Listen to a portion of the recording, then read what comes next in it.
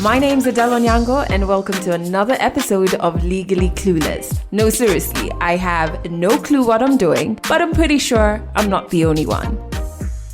Hey you, welcome to episode 186, wow, of Legally Clueless. Thanks for rocking with this podcast. Of course, make sure you head over to legallycluelessafrica.com. Once you're there, you can sign up and join our community. You can check out our social media pages, and you can listen to all our audio episodes, watch all our video and tour series, and so much more. So head over to legallycluelessafrica.com. I've put a link to it in the show notes. So I'm super excited for the story in this episode because first and foremost, it was such a steal to get somebody so accomplished on the podcast. Her name is Moki Mokura. She's the head of Africa No Filter. Listen to this. I remember once lying in bed and one of the girls in my dormitory called me an idiot. And I couldn't say idiot because in Nigeria we said idiot. So I remember thinking, I can't call her back an idiot because I didn't know how to say it. So I remember being under my duvet practicing saying idiot, idiot, idiot, idiot, idiot until I got it.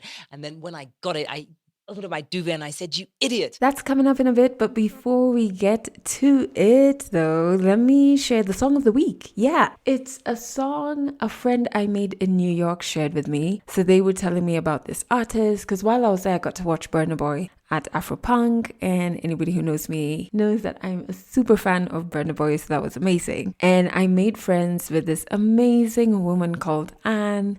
She's a Kenyan woman doing big things in New York, and while we were talking, she told me about this particular artist who I'd never heard of before because I live under a rock.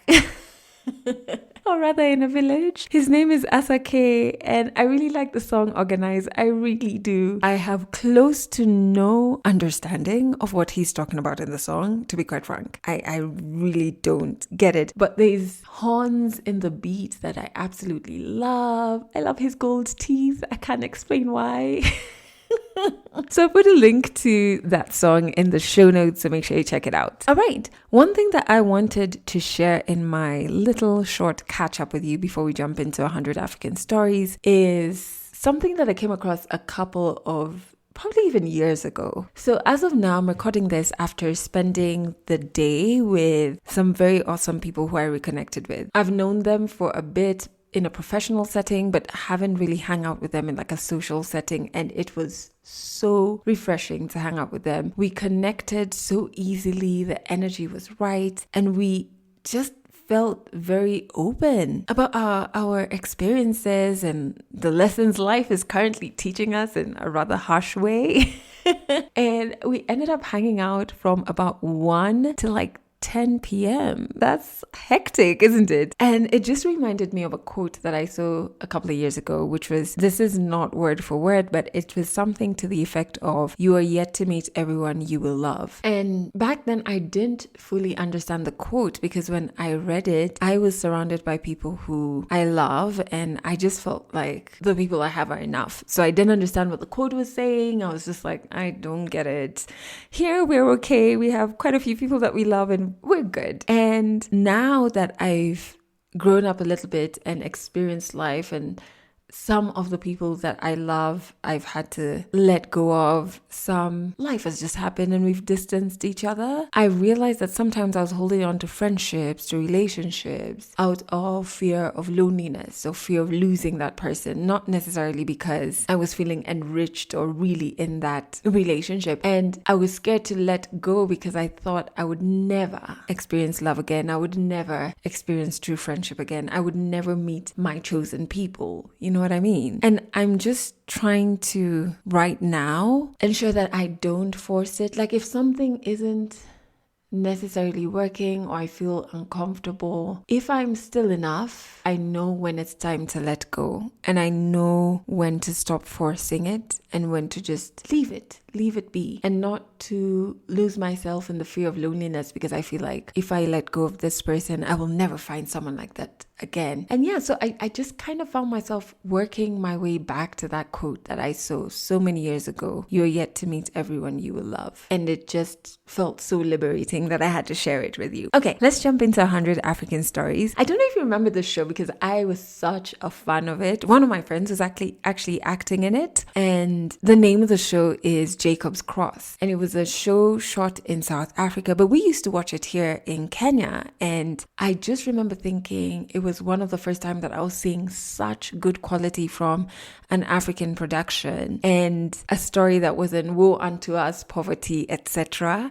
It was so enjoyable. I legit would never miss an episode. Fast forward to Legally Clueless going on its first tour last year in August. And our first tour was across Nairobi, Mombasa, Kisumu, Nakuru, which are all cities or counties in Kenya. We were able to do this in partnership with Africa No Filter. And this is an organization that is really actively working to erase harmful stereotypes about Africa, and mainly through the creative arts and independent media, honestly. So what was so awesome is the first time I heard of the head of that company, I was like, her name sounds so familiar. But I just thought it was like through media circles, etc., etc. When I sat down to record her story and she talked about being in Jacob's Cross, I was like, aha.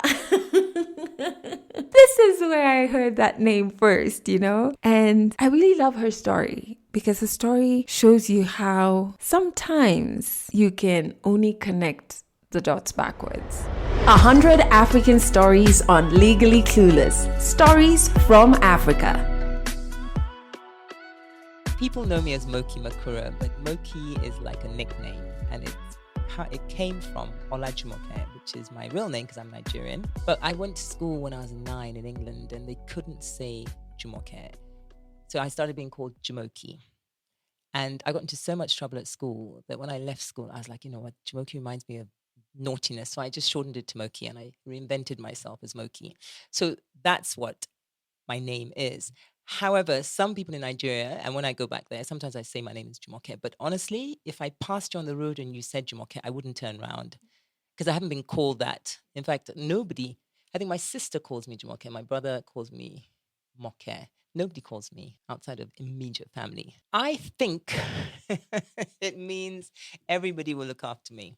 Okay, so I grew up in Lagos and we are a Lagosian family. So I'm not even Nigerian, I'm Lagosian. In fact, my family, the Akinshimoyans, that's my maiden name, we're one of 5 families that can rule Lagos, like the Kingdom of Lagos. So, you know, my father was Prince Akinshimoyan, and you know, if I could really push it, I could call myself technically a princess if I was if I was going to go there. But it doesn't mean that much these days, and we don't respect our royalty like we used to. So we grew up very sort of middle class in an area called Ikoyi. You know, I remember we had a big government house and we had a garden, and we used to cycle around the area. And one story I remember is my dad said he was going to buy me and my brother a bike.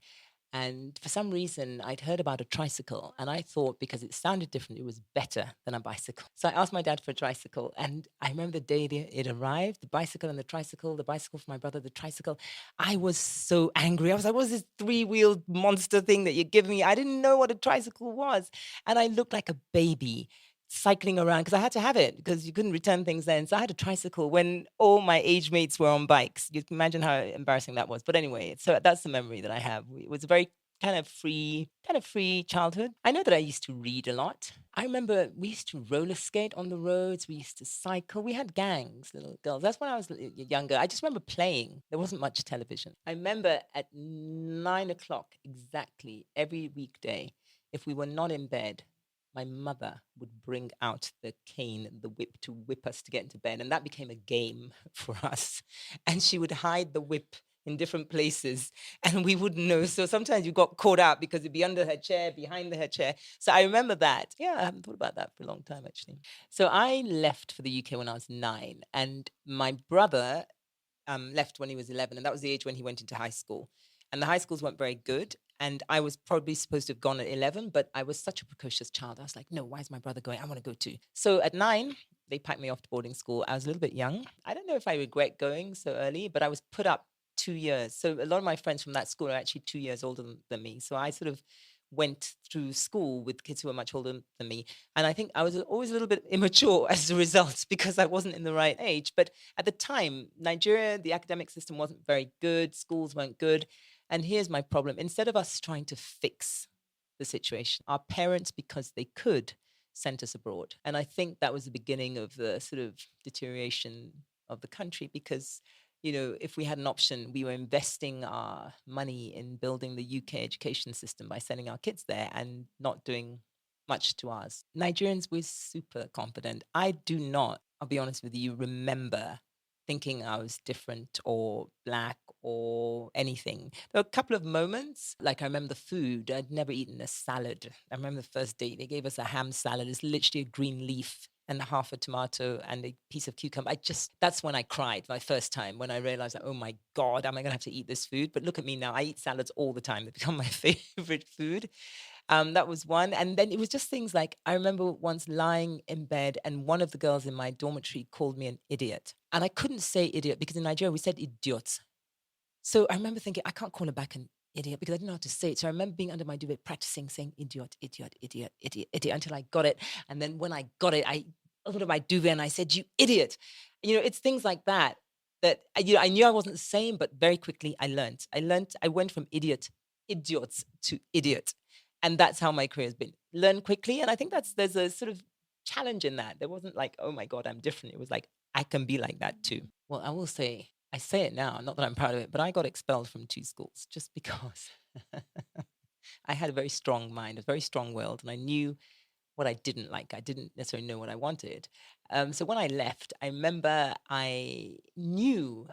I saw visions of myself carrying a briefcase. In those days, we had briefcases.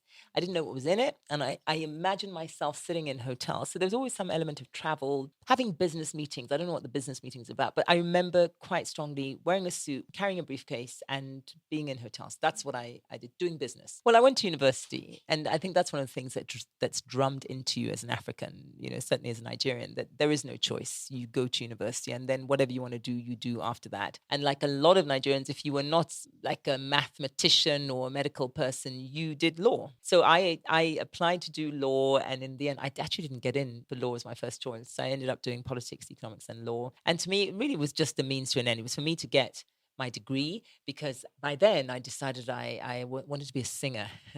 I joined a band, didn't last very long. And actually I found out at some point that my father, who was not he died when I was 16, so he was not a strict disciplinarian. And I found out that he'd actually tried to go to drama school when he was younger in the UK.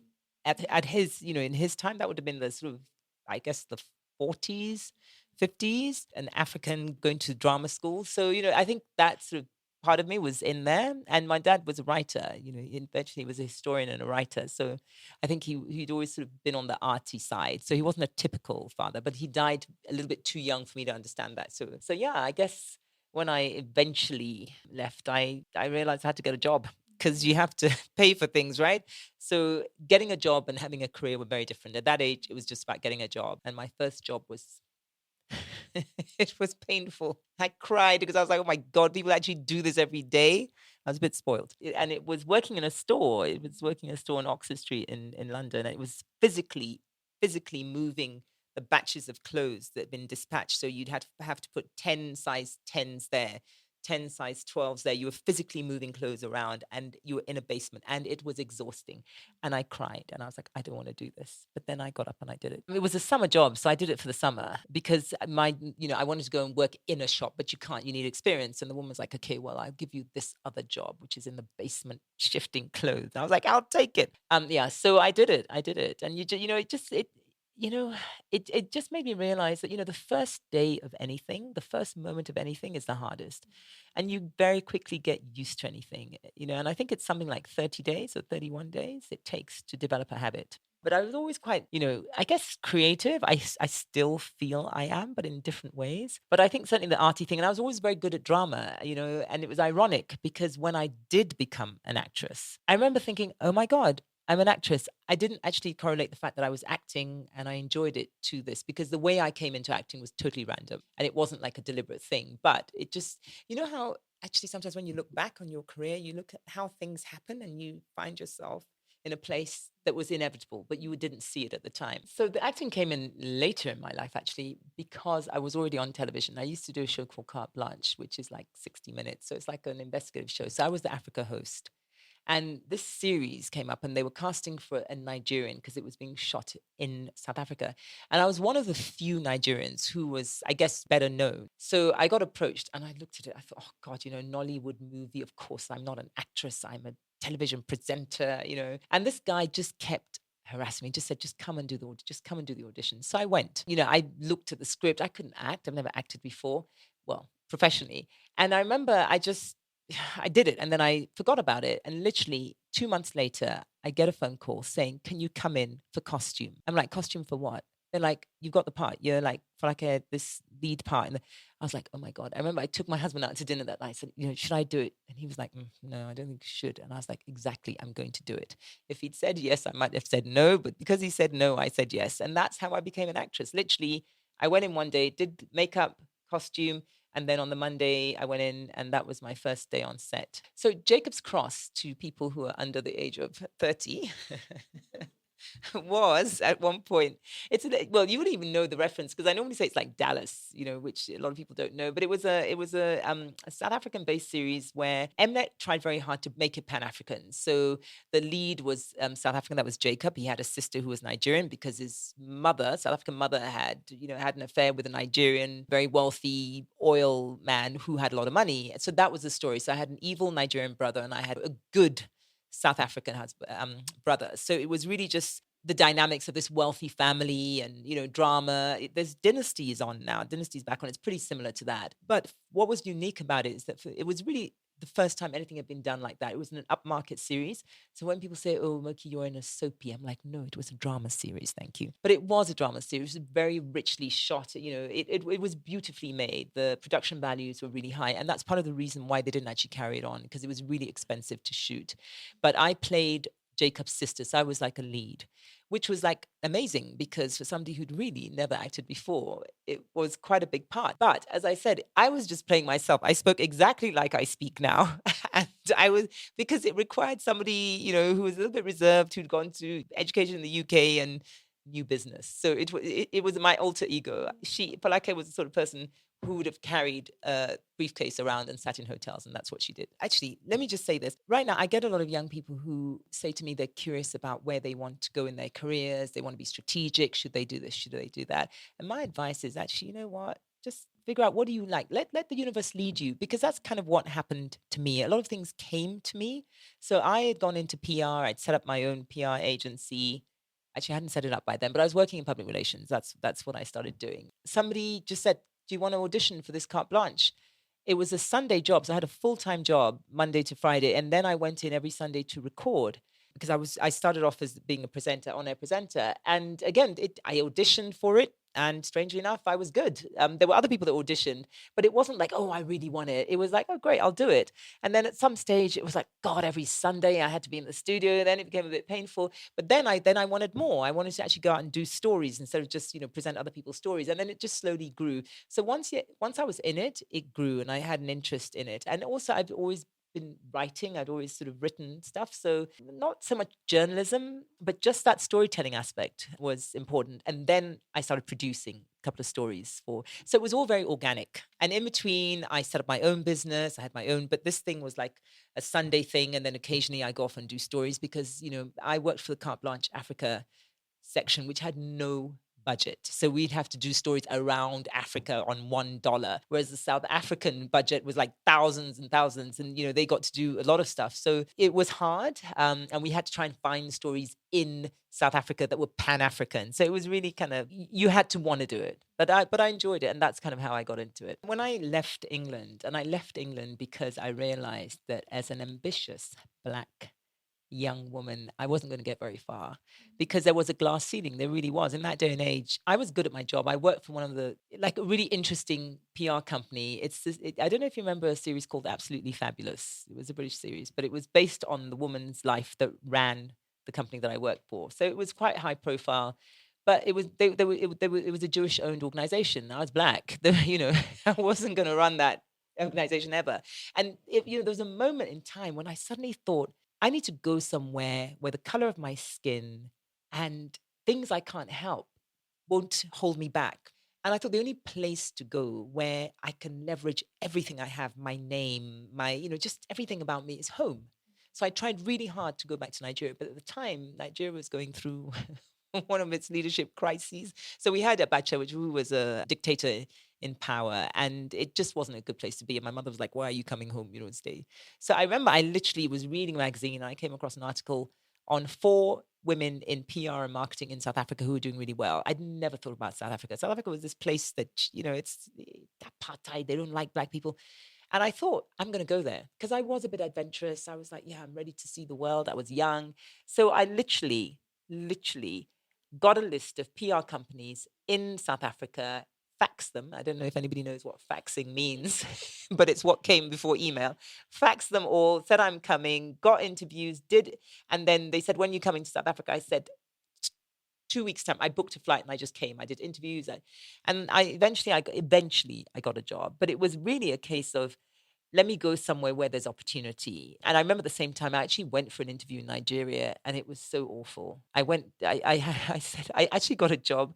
They gave me a job, and I said, well, let me see if I can do it for a week. So I took a week's holiday, went to Lagos, went to that office one day, and I told my sister to come and pick me up. And I spent the rest of the time sitting by the pool at the Koi Club because I couldn't. Anyway, Nigeria was not what it is today, and I couldn't have done it. But South Africa was just a little bit more.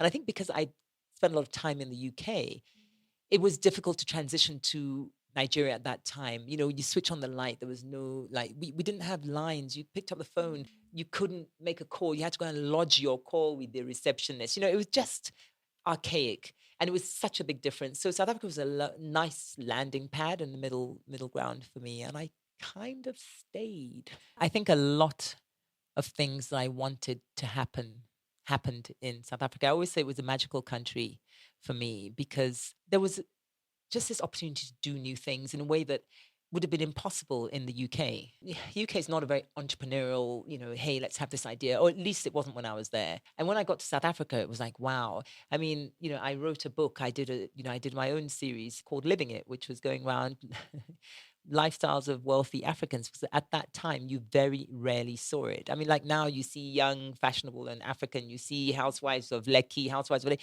None of that stuff was on then. So, at that time when the series, I remember a lot of people were like, we never get this on. And in fact, after we did the series, which I went around to, I don't know, about 8 countries, just filming wealthy people living their lives. I remember we tried to sell it to, I think, a Dutch TV station. And the feedback I got was like, you know what, our viewers are not ready to see Africans living like this. Because in their heads, Africans were poor and they're sending aid there. But now you're telling me that Africans have more money than we do. We don't want this. So there was a real sense that, and I kind of got onto this mission, and I wrote a book, Africa's Greatest Entrepreneurs. Like, you know what, we have better entrepreneurs here than anywhere else in the world. Because if you can make it in Africa and become super rich, you can make it anywhere because the conditions are just so much harder. So, I just became slightly obsessed with telling our stories and showcasing other people. I remember the first time when I started approaching people that I wanted to interview them for a book. A couple of people were like, okay, so how much am I going to pay you? I'm like, no, I'm not doing it for the money. That's not, you don't pay me. I will decide who goes in the book, not you, right? And then I get calls from people to say that, oh,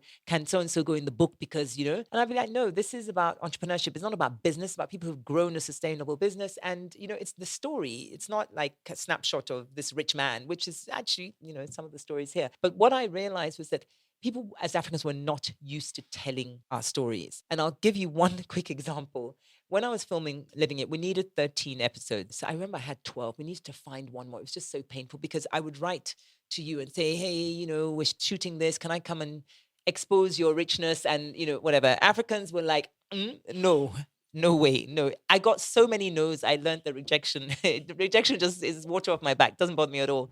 But one day, I remember I was watching, I think it was Dr. 90210. There's some Hollywood show. And do you know what a labiaplasty is? It was a plastic surgery show. And a labiaplasty is when a woman gets her labia on her vagina. I don't know, something was being done to it. But there was a camera filming it. That means there were camera people in the room. And this was in America. They got somebody to film their labiaplasty on TV. And I could not get an African out of the millions of us to show me their home. I remember thinking, oh my God, this is why we're not going to progress as people, because we don't share our stories. Because there's just this thing as, as Africans, I don't know, we don't want people to know that we have money. It was really hard. It was one of the toughest series. So when I look at what's on television now, half of me is like, damn, I wish it was that easy now. But the other half of me is like, look where we are now. We are proud, we're Black, we're able to stand up and say this is who we are without people saying, did you steal the money? No, we didn't steal the money. We have a business. So, I feel, it makes me sound old, but I really feel we've come a long way. African No Filter as a concept in the organization that I run now was started by another organization, but the seeds for it of shifting the narrative have been, I think, since I moved to South Africa, since I started doing these projects, because there was the book, there was more than one book, there was a series, there was the articles I wrote. There's always been consistency in this need to challenge the stereotype of how the world sees us as Africans. And actually, it's funny that I have a TED talk that I did, a TEDx talk that I did, just a little bit similar to what I'm talking about now.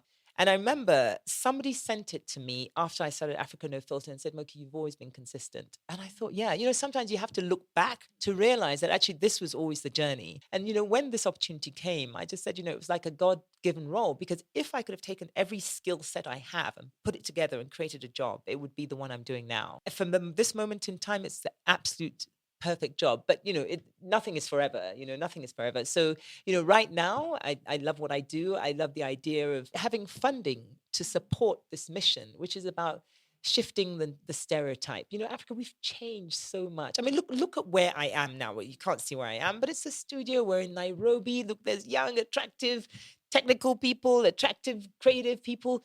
People can't imagine that this happens here. That's one of the reasons why I actually really like the arts, the creative and cultural industries, because I feel that a lot of people think that being creative and that side of things is for the rich. It's for the rich countries, right? If you're into art and you put art up, you must be wealthy. And I feel that they don't see Africa as somewhere that has a creative industry, because we're all busy scrabbling around digging for food and looking for our next meal. So I like it. I went to the Dakar Biennale and I love just the idea of artists just doing what they do, because I feel that even to this day that people don't traditionally see us like that, and I think it's really important. And I think the fact that African No Filter allows us to support artists and creatives to do what they do, because there are very few arts funders in Africa. Because as Africans, we don't really appreciate it. I mean, I don't know what your mum said to podcasting. My dear, did I send you to school to do that? Because there is still that, because a lot of time we don't see how our children are going to be sustainable, because it's not a market that that people don't consume it. And in fact, the research that Africa No Filter did showed that a lot of Africans do not consume, as in spend money on artist things. Yeah, we'll download music for free. We'll get your podcast. Everything's free, but it's a business, and you've got to find a way to sustain the artists. And in other countries, it's the commercial sector, it's the private sector that sponsors.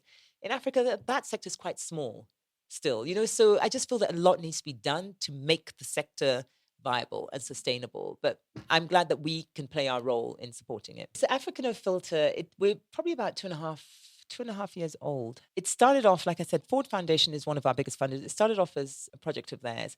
I remember I used to work for the Gates Foundation, and we were asked to fund it, and I would have been the one making the funding decision. And I was just like, there's no way we could fund it. It doesn't align with the mission, because every organization has its mission. And Africa No Filter's mission was really to shift harmful and stereotypical narratives about, but equally importantly, within Africa. The organization I work for was not interested in doing that. But Moki was. And I remember we went to some event in New York, and I looked at this and I thought, you know what? And I found out there was a job going. In fact, a Kenyan person, sent it to me randomly, because I didn't even know they were looking for an executive director. And I looked at it and I called up, the woman who was behind it. And I said, is this what? She goes, Moki, if you apply for this, it'd be amazing. And I promise you, within a month, I'd resigned from my job and I'd moved into this one. And it was a risk, because I didn't know how much funding we were going to get. I didn't, all I had was like a couple of pieces of paper. This is the idea. And there was funding. There was funding when I started. That was great. But I would have done it anyway, because I do think I'm a bit of a risk taker. And also, throughout my career, every time I've thrown a ball up in the air, I've always caught it. And I believe the universe supports you when you're following a path. If you do things out of fear, if you do things out of, for money, you'll regret it. That's how I feel. And I've always tried not to focus on that. So when this came up, it was like, wow, that's what I do. For many years, I had this African proverb as my email sort of signature, which everybody talks about now, but I think I was one of the first people to use it. It was, until lions learn to write, hunters will tell their stories for them. It just resonated so strongly with me that, if as Africans we don't tell our stories, who will? And what I saw was that other people were telling our stories, even to this day. People say, people say, we have to tell our own stories, but are we? Are we? Yeah. So a lot happened, but the mission is very clear in my head, because it's always been in my head. How do we shift narrative? So even when we support artists or we support media, it's artists who also believe in that. So if you are an artist and you're painting the countryside in England, we're not going to fund you. Not interested. But if you're an artist who's kind of showing a different perspective of your community, your country, the continent, or just doing things a little bit differently, but proudly African, then those are the kind of artists that we want in our community. I get a lot of messages or people who just reach out and say, African Filter is doing amazing work. And it validates you, because often you put your head down and you're doing the work, you're thinking about mission, you're doing this, and the work is making grants to a certain extent. It's writing, doing research, it's writing opinion pieces, it's work. So sometimes your head is buried, and then people remind you that actually this is working.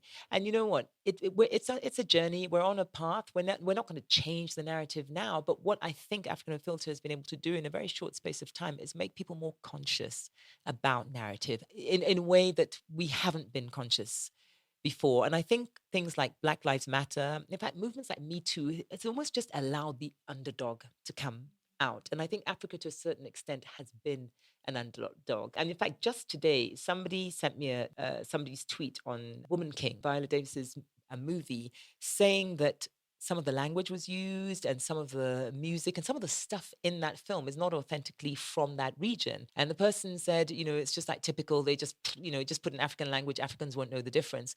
Nobody would have said that a little while ago. Nobody would have said that a while ago. And one of the things that we know, and when I was in New York last week, I made contact, and hopefully I will have a meeting with the head of diversity and something at Disney, to start looking that when you are making, and Disney's making global films, about Africa included, how can we get authentic Africans involved in not just the storytelling process, but actually the output? So, for example, that if there was somebody from that region in West Africa where the Dahomey women came from, they'd be able to say, that is not right. And look, I even remember, even on Jacob's Cross, I used to have to tie a gili, which is a Nigerian, head tie, but makeup would do it, wardrobe would do it, and they weren't Nigerian. So one day, you film in different things. So they put this thing on my head completely the wrong way around. I just went off onto set. Somebody emailed and said, Moki, you should know better. Like, why are you wearing a head tie like that? So it's so easy to get it. And I don't think people are, deliberately, doing things wrong, but we need to kind of be that watchdog for our culture, for how we want to be represented. And I think that's what African Filter is opening a space to do. And we're not the only ones doing it, but we are one of the few people who are doing it deliberately. I'll tell you one thing about me. I do tend to want change after a short space of time. So I feel that we will keep trying to reinvent ourselves, because what we're doing, there's no precedence for it. We have, as far as I know, there's no, narrative change organization working in Africa that we could copy or look to. So we've kind of made it up as we go. And I like that. I like that iterating and trying to figure out, can we do it better? And that's something I kind of wake up every day, which can be frustrating to my team. How can we do it better? Just because we did it this way last year, can we do it better? Do we have to keep on doing it?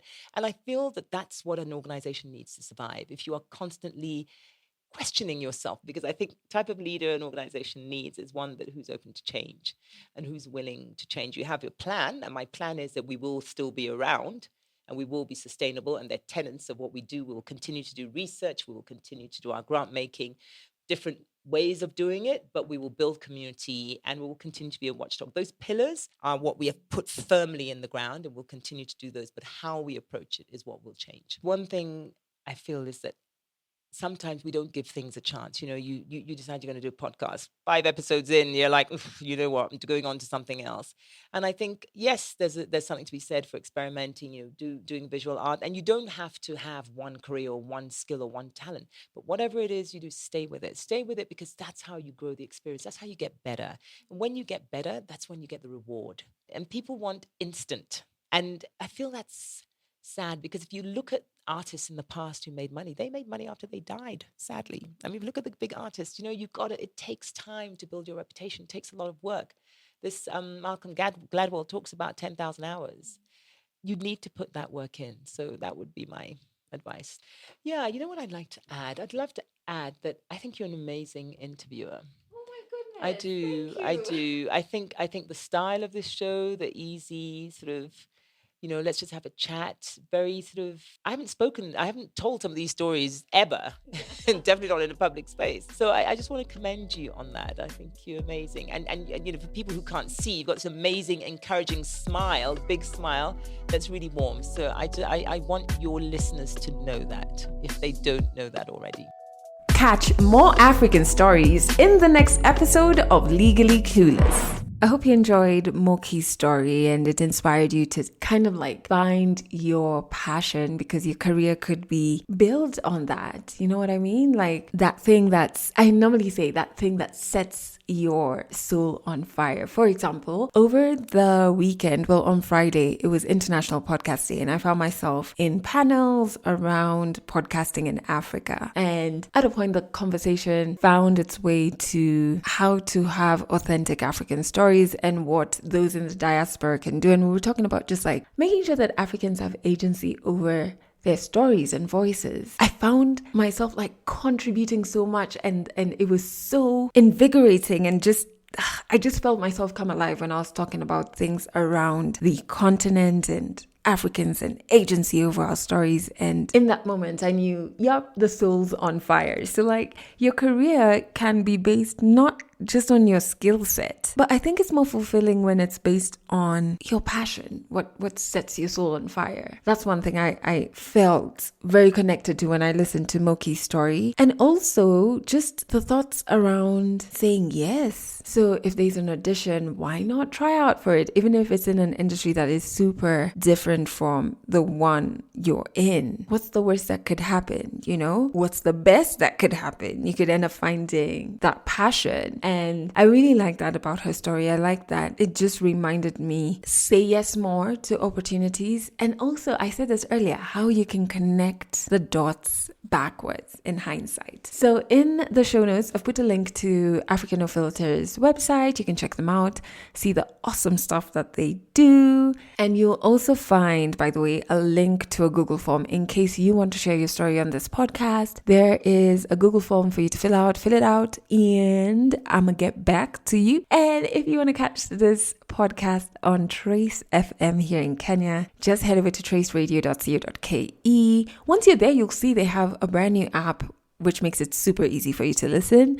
You will catch Legally Clueless there every Monday and Wednesday at 1 p.m. and 11 p.m. and every Friday at 1 p.m. I need to get into bed. I think I've had way too much Prosecco.